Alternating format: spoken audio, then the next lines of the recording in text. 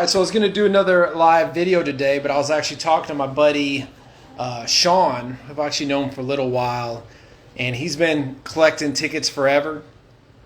And I'm going to try to get him on to just have a little talk about what we've been picking up, what we're looking to buy, what's going on with the season, all that fun stuff.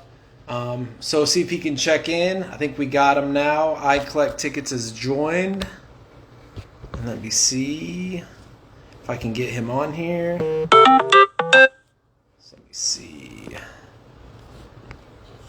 if we can get him in here. And this is Sean from I Collect Tickets. Let's see if we can get him in live with I Collect.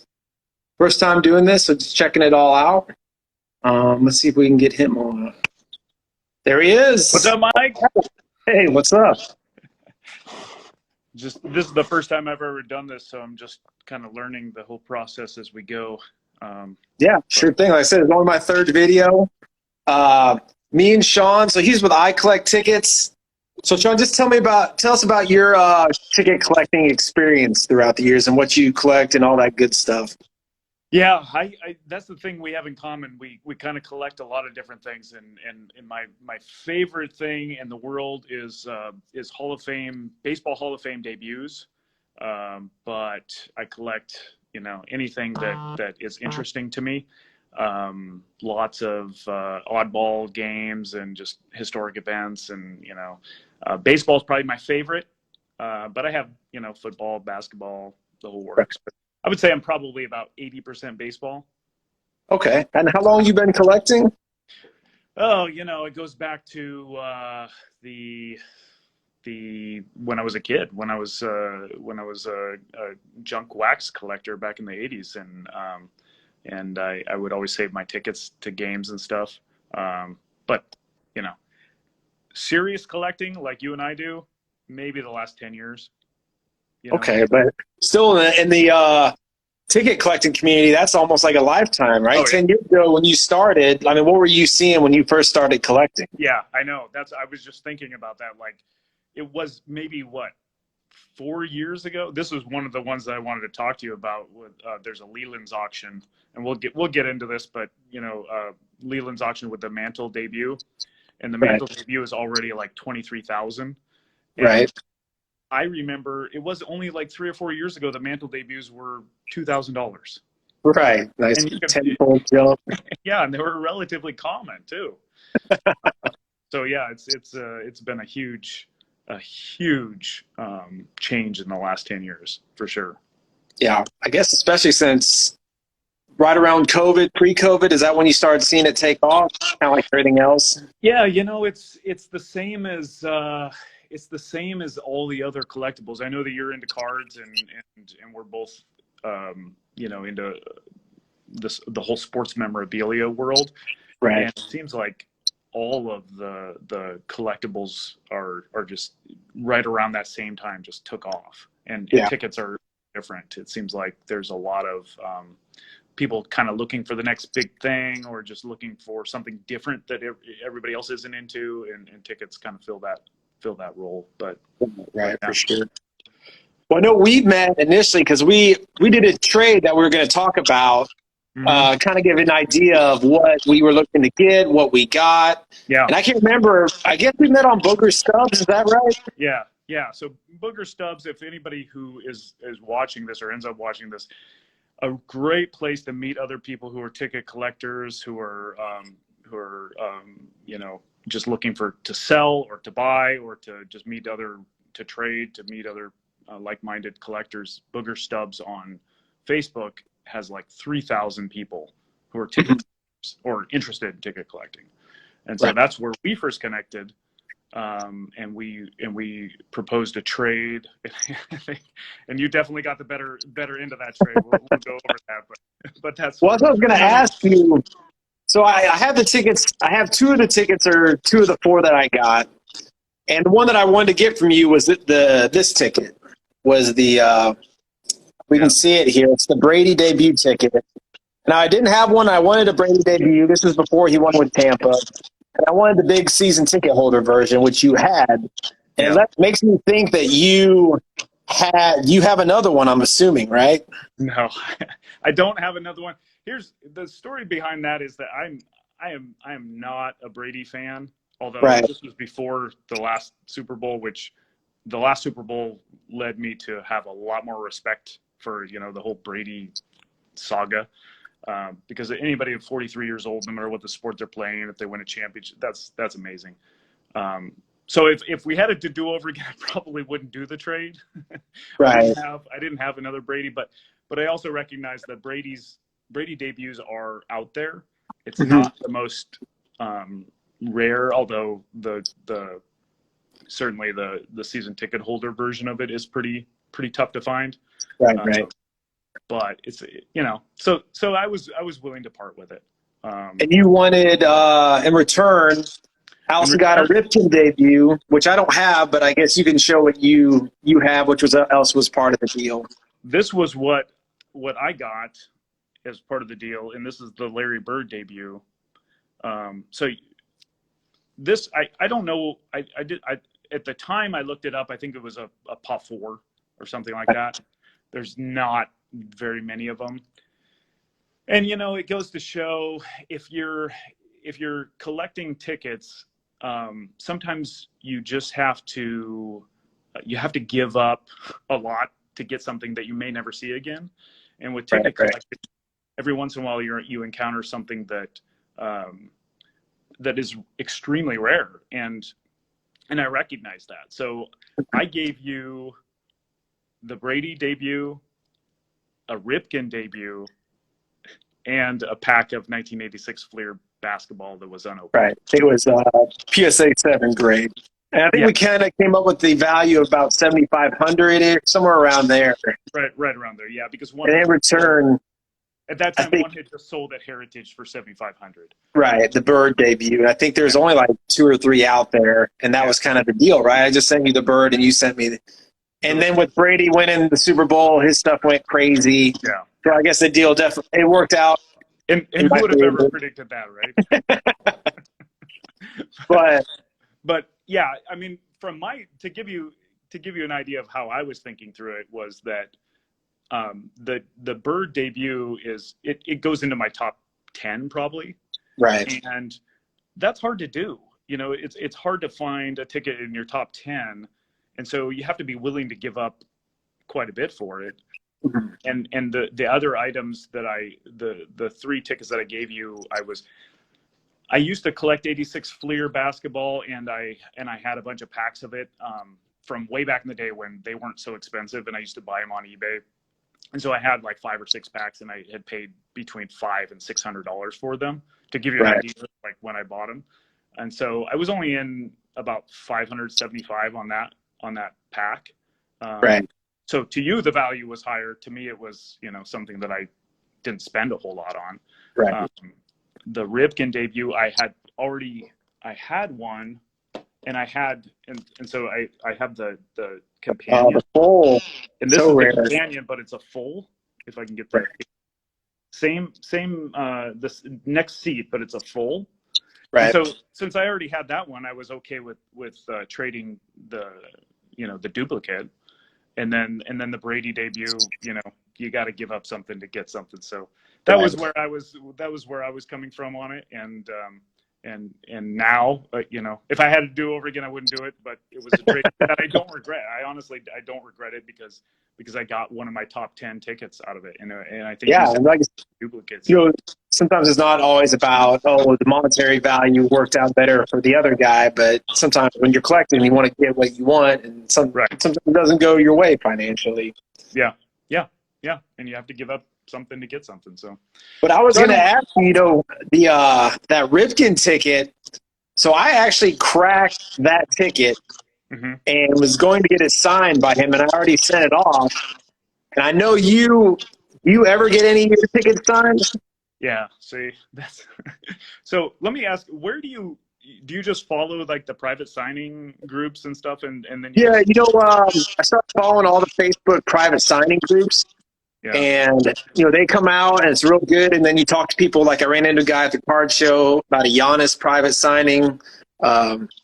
So I really wasn't into the autos, but the more I've kind of seen it and kind of the look of it, I've kind of really liked it. Yeah. And I think it really goes well for debut tickets and only historical tickets for, if it's all about that guy's game. Like, for instance, I got this one signed the other day. Let me grab it.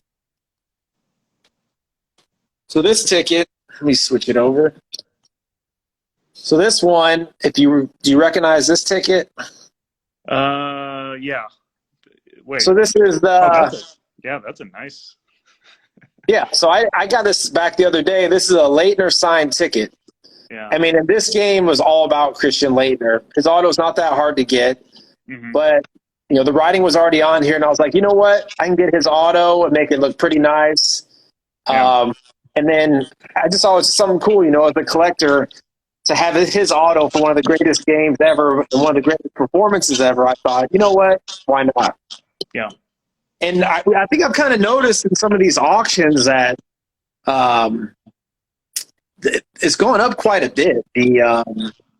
The value, if you get it signed, the value of the ticket, and almost too much, in my opinion. I don't know what you thought about that. No, I'm with you, and that's part of the reason why I don't like it, because I'm kind of a purist in that way. I want the ticket, and for the debuts, and especially the Hall of Fame debuts, I want the ticket, and to have to pay double or three times.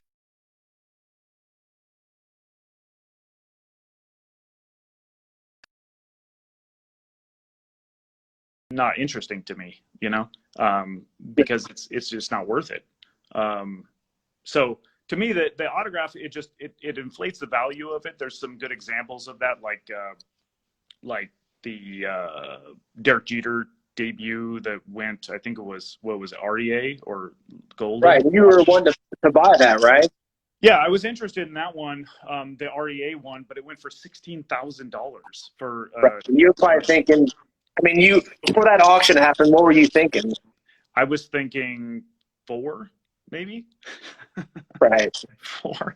But the thing is, the prior auction to that, a signed Derek Jeter debut went for $26,000.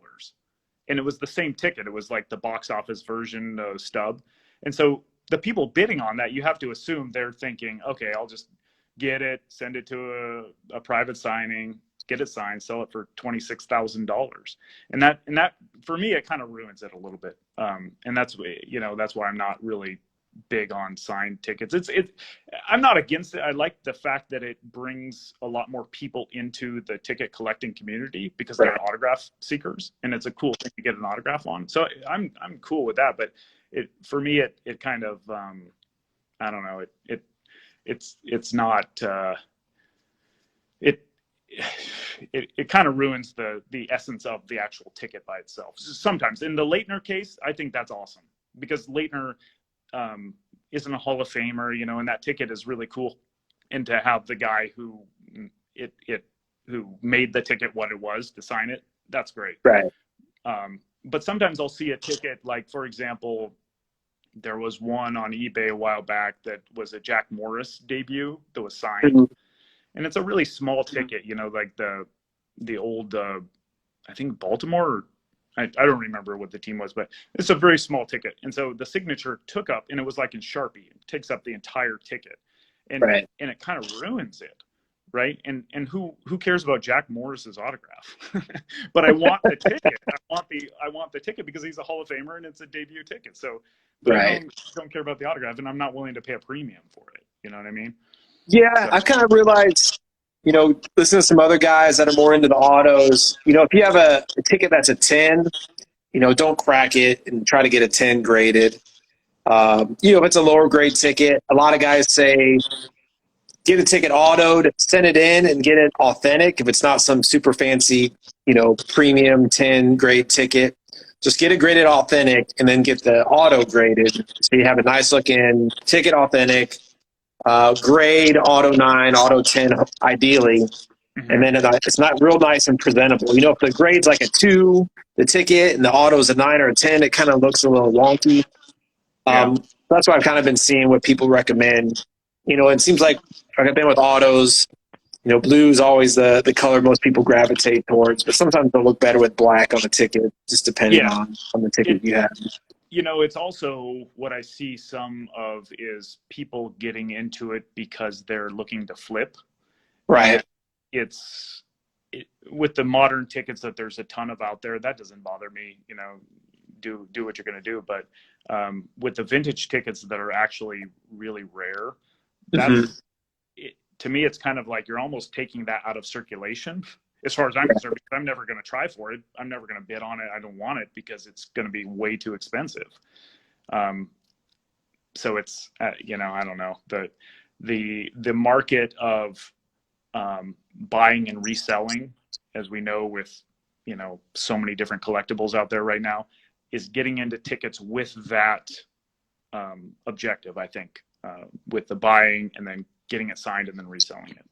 Right. But, you think you're seeing more of that for debut tickets, historical, it's even? I think it's either, but debuts, just from watching the market that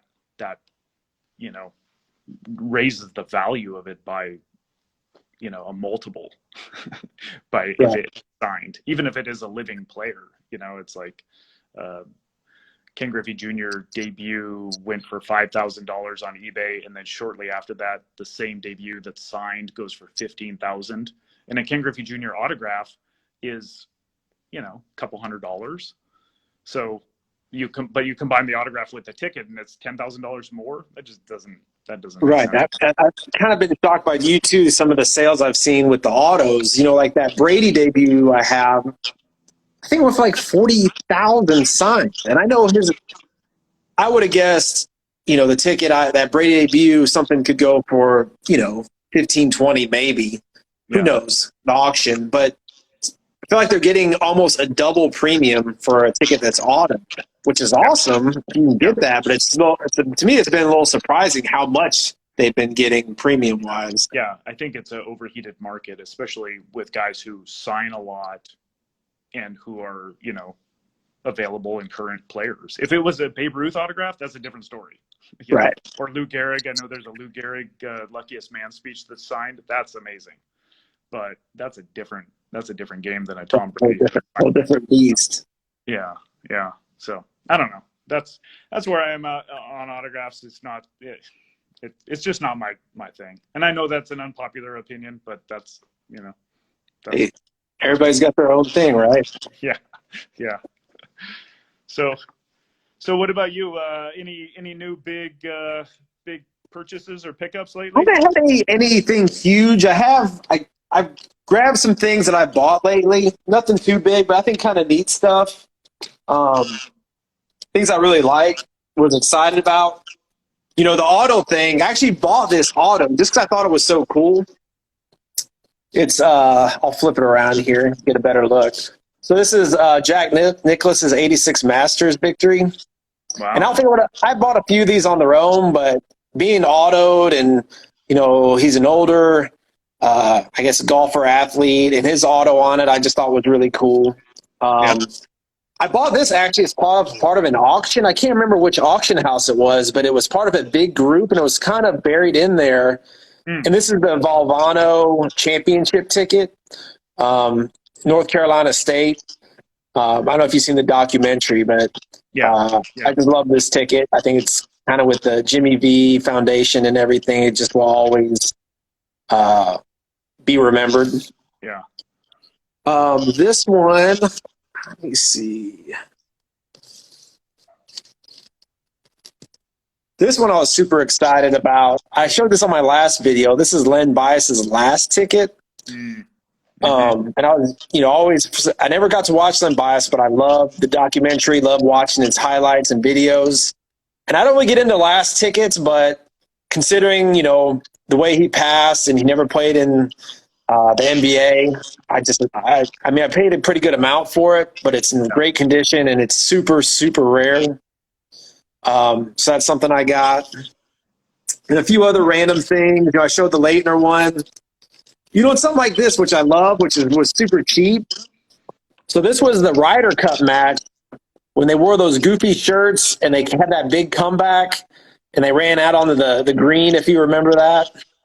I don't, And this, but it's yeah. if you're a golf fan, like this is the most historic Ryder Cup for America at least ever. This was only like $50. You know, it's so hard to pass up considering it's probably the most famous Ryder Cup for America at least. Yeah. I guess one other thing I bought this Kentucky Derby Secretariat ticket. You know, I feel like I got it really cheap. You know, sometimes I feel like you can find really good deals when they put up, a 5 or 7 day auction instead of a buy it now. Mm-hmm. You know, when you put in a little set bid. I use Gixxon. Do you use the auto bidder at all? I don't. I if it's something that I really want, I'll just wait till the last second. Right. And just have a reminder. Because don't those charge a small fee? No, there's a free one like Gixxon, Gixen is free, Really? and they will auto bid for you. You know, for like this ticket, I put in like a $550, $600 bid, and I ended up winning it for like $330, which I thought was a great deal, and it was in really good condition. And I just love Secretariat. Yeah. I try to collect. I'm trying to get a Preakness ticket. Those are super hard to find now. These Derby tickets are a lot more common, but there's still not like hundreds out there. You know, there's probably been 10 or 15 graded max. I would think. Yeah. But I haven't made any huge, large purchases. Have you bought anything lately? How is it? I'm in the same boat. No huge, large purchases lately. And it's primarily because the market is so hot, Right? And I just it's priced me out. I can't afford to bid on these things. And there's a couple auctions that we'll talk about, but no, yeah, I'm in the same boat. I'm kind of looking at less, kind of under the radar type things. This is one that I got recently, and it's not a Ticket Master, but it's like Ticket Center, which is kind of the same thing, third party. But it's the September 7th, 1988, Curt Schillings debut. And, Nice. And I'm a Hall of Fame debut collector, and I think Curt Schilling will probably, say what you will about him personally, he'll probably be in the Hall of Fame. He'll probably get elected this upcoming, and I think it's his 10th. And usually, because one of your goals is to collect all MLB Hall of Fame debuts. I have the registry.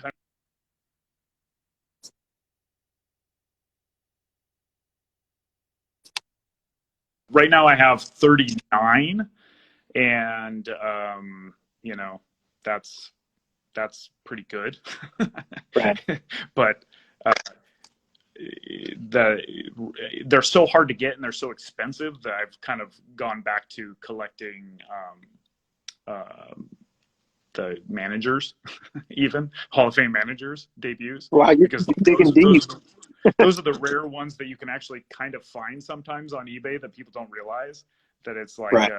A Hall of Famer who, I think I found Tom Kelly just randomly, his debut on eBay, and the person selling it didn't know it was Tom Kelly's debut, but so anyway, Curt Schilling probably be a Hall of Famer.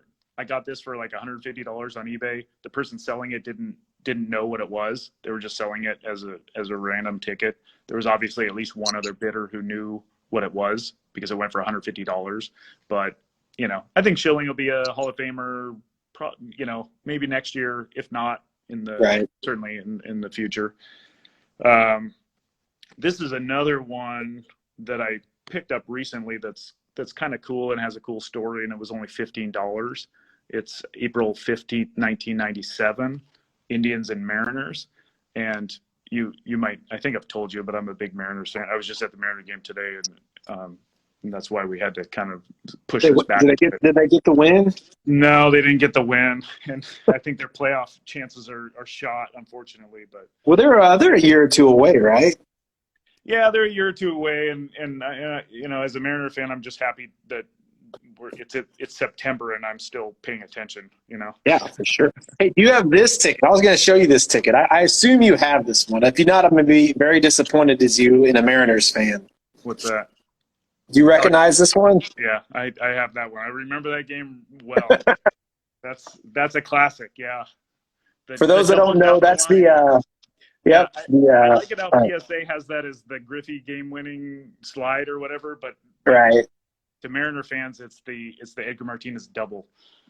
As a Mariners fan, is that the most excited the fan base has ever been for a game Absolutely, or play? that is the most excited I've ever been, and I when that happened, I was 16 years old, and I can't remember a more exciting single play in sports history. but it anyway. Getting back to this ticket, this is 1997, April 15th. It was the 50th anniversary of Jackie Robinson's debut, and it was the first day that Griffey wore 42 Oh, in that's honor cool. of Jackie Robinson. And of course, that became, like a tradition in baseball. And so this was a ticket I was seeking out, and I found it was like $15 on eBay. But I think it's kind of a significant one that will become more significant as time goes on, because Griffey was the first player to do that, and now it's a major league tradition every year. So that was a significant one to me, that I was looking for a while, and I found, and it was inexpensive, which shows that ticket collecting can be, on anybody's budget, really. Yeah, but that's a great thing. Like there's all sorts of random things to collect, as we've talked about. I mean, you have tons of cool Griffey stuff, right? A lot of the big catches Yeah. and just everything you could think of under the sun, I imagine. Yeah, and depending on who your favorite player is or who your favorite team is, you can collect that, and it's kind of like cards. It's the same thing. You could be a player collector, and it's not expensive, but it can be very, very difficult to find the good ones. You know what I mean? And so it takes it's all about the chase, which is what people enjoy about ticket collecting, I think, right? Yeah, it's kind of like a treasure hunt. Yeah, yeah. Do you have a favorite player or team, or what do you Well, I'm a collect? Mavericks guy. Dirk's my all-time favorite. And the thing that bothers me is I can't find a championship ticket because they were all PDF back then. There might be one or two floating around. I've never seen one. I hear there's like a Rick Carlisle ticket or pass or something. Hmm. And my version of the Griffey slide game is the when they beat the Jazz in the first round. Calvin Booth hit a shot, and Karl Malone missed the shot, and they won the series to move on the first round. It's Yeah. like whenever that team wins that first big postseason series after being awful for years, it's like nothing's better than those moments when they finally achieve success. Yeah.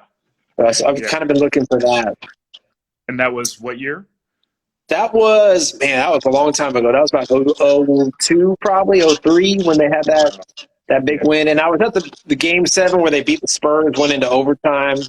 Dirk had the and one. I actually went to that game and I had a ticket, but I didn't keep it. So I've been trying to find that one for a while. So those are kind of the ones that are not, I don't think would be real expensive, but things I've been treasure hunting for forever. And so, it seems like that era between probably 2000 and 2004 or 5, it seems like there's not a lot of tickets in that era. Sometimes it's just, I talked about on an earlier video, back in the, back in the day, it was all hard tickets. Then they started going to PDF.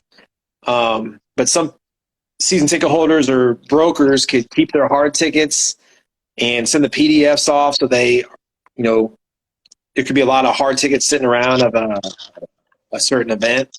Yeah. And then as we've seen, it's kind of transferred to mobile. Now it's starting to be phased out. There's a lot of talk about let's get back into the ticket collecting market. But, I've kind of noticed, like with the NFL season starting, there's people out there finding ways to get debuts. Like I've seen a Trey Lance debut, a Trevor Lawrence debut. Yeah.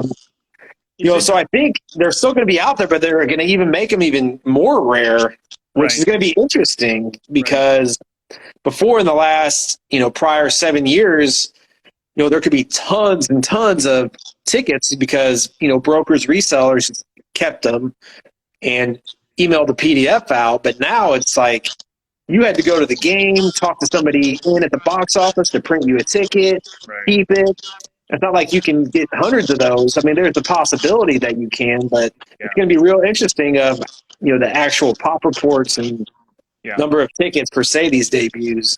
I know there's so many guys like that, especially the NFL, because the NFL made a point to just eliminate all tickets. And I'm a Seahawks season ticket holder, and every time there's a survey or something, I light them up about the tickets. I want hard tickets, but I know that's never going to change. And I've never tried for a Seahawks game to get hard tickets, so I don't know what that process looks like. I have for Mariner games, and it works. You just go up to the box office and say you forgot your phone, and they have to print you tickets because it's the only way you can get in the game if you don't have a phone. So and you still notice, like at the game today, I noticed that this elderly person had tickets, and it's obviously they're not smartphone users, so they don't so that still exists. But for football, I don't know. I haven't tried, but obviously it happens. And I think it's every stadium, every team's different, and it's just pretty interesting now, how these tickets are going to get printed out, if there are going to be any at all. But yeah, a lot of unknowns going forward for sure. Yeah. Were you going to say something? I was just going to switch gears up a little bit because there's a couple big auctions coming up that I wanted to get your take on. Did you have a chance to look at the Christie's auction with Hunt? I didn't. I saw you text me about that. Tell me a little bit about it. So, I have it up right here, and it's classic World Series, and I know, a World Series collector is a certain type, but I track. I think you have seen my videos, but I track the all-time highest sales of ticket stubs that are unsigned, and there's a good chance that record's going to get broken in this Christie's auction because there's a 1903 World Series ticket from Game 3 that's up for sale. The estimate is 50 to 75, I think, but I think that it will go for more than that. So I'm not a big World Series collector. What makes the 03 Game 3? 03, it's the first World Series. So that's the one out of but Game 3, is there a reason why Game 3 or just any of the games? It not game, that doesn't mean anything compared to any other of the games, but the fact that it's the first World Series, and the first World Series was not really seen to be a big thing at the time because it was the American League started in 1901. The National League had been going for years, and the American League, and they decided to do a series between them to determine the champion of all of them. But at that time, it wasn't. Most fans still saw the National League champion as the real champion. So it would be like if the Japanese league decided that they were going to have their champion play the Major League Baseball champion. Most people in the United States would still determine that the Major League Baseball champion was the champion, and whoever won the Japanese series wasn't anything. It was more of an exhibition almost. And so tickets from that World Series are impossible, and it was 1903. And so I've only seen a couple, and I think PSA is only graded 2, and so it's really an interesting one. Well, one of the viewers on here, TKD Ticket, says that Christie's auction is deep. I haven't got a chance to look at it. Is there other things on there that are non-World Series or anything that's interesting? Well, it's tons of World Series, and then there's a couple other that are kind of like they were selling. I think we actually talked about it, but there was a full Ripken first game of the streak.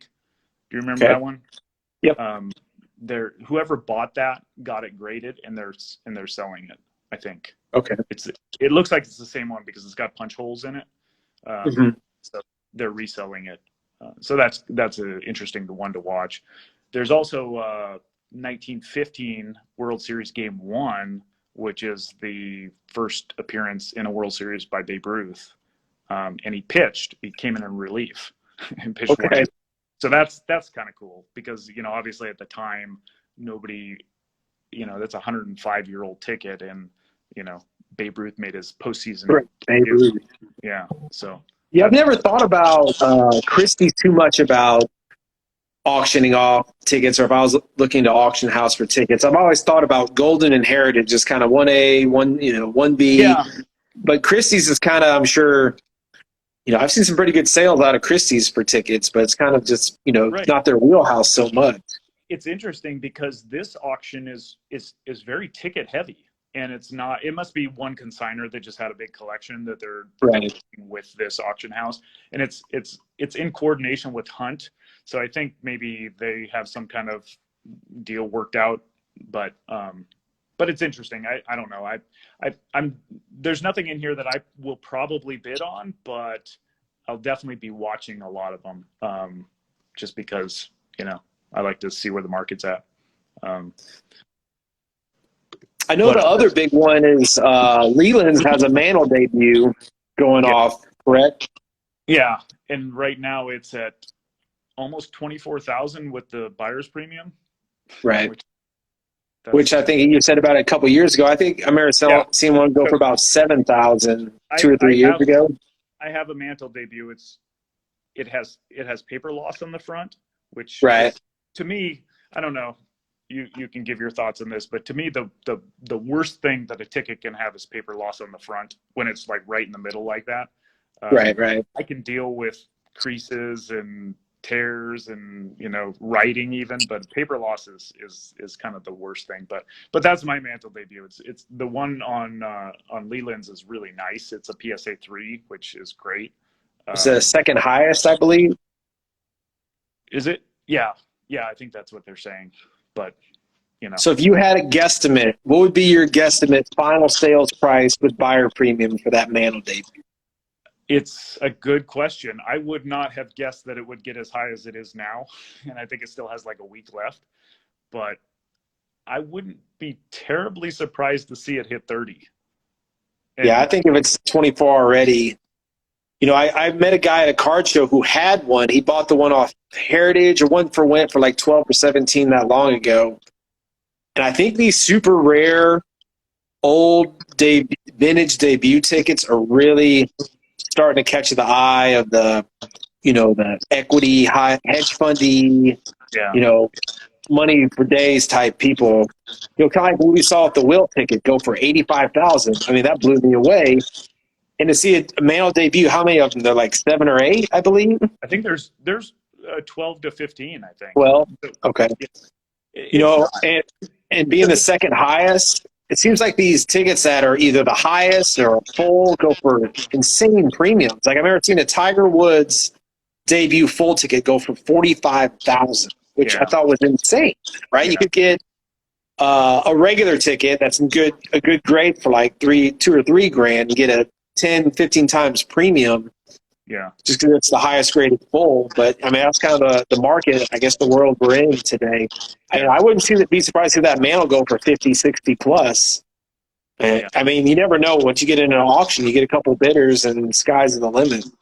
Yeah, because it's one of those that doesn't come up very often. And as more and more get into people's personal collections and they're not going to part with them, you may not get another opportunity at it in the near future. So it's now or never, and that's kind of what I see with the the super rare vintage. I mean, once they're purchased, a lot of times you never see them again. The really rare debuts. I think you may see a little bit of selling of a more like we saw with the Ripken ticket, just because prices get so high. If I need money, and I bought a Ripken first game for $3 grand, and I can sell for 17 or 20, and I need money. I mean, how do you not sell that ticket? It's kind of hard not to at that point. Yeah. And it seems like a lot of these are comparatively undervalued when you're looking at other collectibles like cards or video games or comics or whatever, because there are only 15, I think, roughly. And I doubt that there's that many more out there. There's probably some. I always think that there's people who have scrapbooks or, they tossed it in some place and it's there. People have them, but the vast majority of people who own tickets don't actually get them graded, unlike cards. So there's a lot of raw tickets out there. And so I wouldn't take the PSA pop report for what it is, but it kind of gives you that. End all be all. Yeah, I know when Jordan, the debuts, I think we're at like 12 a year and a half ago, maybe 2 years ago. And now they're up to around 20. So I think you could easily see, Yeah. For those manuals, another 4 or 5 pop on there. It's Yeah. kind of just the way it is. People like, holy cow, I got this ticket, I got to get it graded to sell it. Yeah. So it'll be interesting, like when this backlog ends with PSA, kind of what the pop reports start to look like, because I'm sure a lot of tickets have been sent in, just like a lot of cards Yeah. have been. Yeah. Yeah. It's true. Are you sending in tickets right now? Yeah, I mean, I have about 70 that have been with PSA for 6 months. When they had that $15 deal, I sent in a ton just to get him in there and get that deal. And I've been waiting on him for quite a while. Still haven't come back. Wow. Yeah, but you do the higher dollar amount, they get them back to you, pretty quick. I sent some in on that $15 deal and I got them back months ago. Yeah, I don't know. Sometimes maybe I don't know. No rhyme or reason sometimes why some come back earlier and some don't. Mine was a much smaller order, so maybe that had something to do with it because they got to get through them all and they have to research them all. Who knows what happens at PSA, but yeah. Are you going to be sending in those ones that you just got? Yeah, maybe a few. I don't know if I want to pay the $50 price, but some things I don't want to sell, I may just wait. There's a few others I may sell or send in. Are you looking to sell any of your tickets anytime soon, or are you basically just holding everything you have? You actively sell on eBay, right? Yeah, I put up duplicates or just things that I'm not in love with. If it doesn't so-and-so speak to me anymore, I just see it. I'm just, you know what, I got a lot of tickets. Somebody else might enjoy this more than I do. If I can get a good price for it, I'll sell it, send it off to somebody. Yeah. I've never sold anything. I've Wow. always just collected. Yeah. Yeah. I'm big on trading. I enjoy trading. I've made some big trades, but I don't know. I don't particularly need the money, so it's like I just hang on to it and Yeah, I think I just kind of like the hustle and bustle of it a little bit. I feel like I'm too stagnant if I'm not selling on eBay. Yeah. I've been selling on eBay for about 15 years. I used to buy and sell sports tickets, still do it. So I have 2,500 sales on there. I've always kind of been active, and now I feel like, I got these tickets here and they're just sitting in my closet, and after a while I feel like I want to do something with them. And so for your personal collection, you always get them graded? Most of the time, yeah. I just like the graded look, and then if I ever want to sell it, it makes it a lot easier and you get a lot better. It's just value, just like if you send your ticket to get it graded and it gets a good grade, what you paid for that grade, well, what you return if you sell it is so much more than what you paid. And I think that's why PSA, has been bought out and is so valuable, and why they had so many cards, because the value is there. If you send your ticket in, it's just worth it. I'd say 90% of the time, 95, if you get a good grade, it's almost a no-brainer. But it's just more the logistics and I like it for tickets because you get that nice look. It tells you what the event is, because it's not like a card where instantly, oh, that's a Brady rookie or whatnot. And it makes it all sort of stack the same, store the same. Yeah, it's just nice and neat and clean. The same. Yeah. Yeah. So I feel the same way. I don't really care about the grade that it comes back as. That doesn't really bother me. I just like it to be authenticated and the same size as all of the rest of them. Right. So I can display them or whatever. But yeah, that's where I'm at. Not a big seller. Maybe someday. I don't know. Hey, it's collectors, there's no need to sell, right? If you don't need the money, you don't need to sell. I'm always into trading though. So if you want to propose any trades, maybe I can get some value back. I know. Is there anything you're looking for that's been hard to find that you've been wanting to get? If I named anything, it would be such high dollar stuff that everybody, it's the same thing. Like I wouldn't mind having your Kobe debut if you're if you want to deal. That's not something I love either. I wouldn't mind trading that to somebody. I've thought about auctioning it. I just, as being a Mavericks Dirk fan, I see that Kobe ticket, I'm just like, I'm not a fan. The problem I have is that I don't have anything that I would be willing to give up that you would see as comparable value. So kind of not even a starter, I think, unfortunately, unless you like cards. No, I'm not a card guy. You're not a card guy. Yeah. All right. Well, how long have we been going on this thing now? I think we're a good 30, 45. I mean, is there anything else you'd want to share? I think it's probably a good cutoff time. Yeah, I think so. I think we were trying to keep it to right around 30, so it's good. It's good. Yeah. I think. Well, But what? So our plan. What's our plan for this? I'd like to do about once a week call, just talk about what's going on in the ticket world, what you're looking to buy, what you're looking to sell, what you're seeing. That Christie's auction, I didn't even know. And I try to keep up with all the auctions, so I'm just definitely going to check that out probably tonight, see what's up there. Yeah. We can talk about the auctions that are going on. Yeah, maybe go through all the auction houses. There's just so many of them. And you can find great deals, like this ticket that I talked about. I mean, this is a $800-900 ticket, and I got a whole stack of tickets for like $400 or $500. I almost call it dumpster diving, where you got to go through all those lots, but sometimes it pays off. Yeah, I know. There's some on the Leland's auction too. There are a couple that are just 100 ticket lots that are right. You got to look at all of them, and you kind of have to assume that they've already been picked through. So it's kind of a guessing game, but right. Maybe there's some good stuff in there. You never know. Yeah, sometimes there's value for sure. But on eBay. But yeah, so we'll try to do it next week again. Probably Wednesday between 7 and 9 p.m. Central. Yeah. And just try to talk about what's going on in the ticket world. I mean, does that sound pretty good? That sounds great for me. Yeah. All right. Put some ticket content out there for once. That's right. See more of it. There's so much card content. We need more tickets. Cards and video games and NFTs and. Oh my gosh, it's getting scary. I don't know what the world's going to look like in a couple of years, especially when it comes to collectibles and investing. Yeah. Nobody knows. Cool. All right. It was good talking to you. Go Mariners. Yeah. Talk to you later. All right. Thanks.